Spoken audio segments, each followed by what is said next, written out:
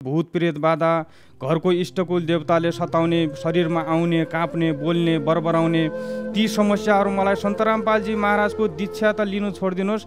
सन्त रामपालजी महाराजको आश्रममा प्रवेश गर्न बित्तिकै मेरो शरीरमा यस्तो भयो कि कुनै करेन्ट जस्तो लागिरहेको जस्तो भयो। मेरो शरीरमा करेन्ट प्रवेश गरे जस्तो भयो, मलाई झट्का लाग्यो। र सन्त रामपालजी महाराजको आश्रममा प्रवेश गर्न बित्तिकै मेरा ती करेन्ट लागे जस्तो भएर ती समस्याहरू मेरो समाधान छुमन्तर भए। सन्त रामपालजी महाराजको शरणमा गइसकेपछि मेरो त्यो 5 लाख रुपियाँ ऋण कसरी तिरियो मलाई नै आफैलाई नै थाहा छैन। मलाई नै त्यो ऋण सकिएको मलाई नै आफैलाई नै याद छैन कि कतिखेर त्यो मेरो सिद्धि। मसँग 2-3 हजार रुपियाँ पनि हुने थिएन।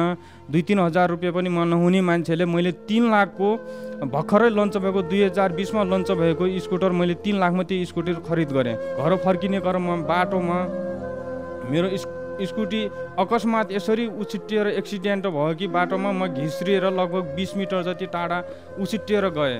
आयो म रोडबाट उठेँ, स्कुटी एकातिर आफू एकातिर।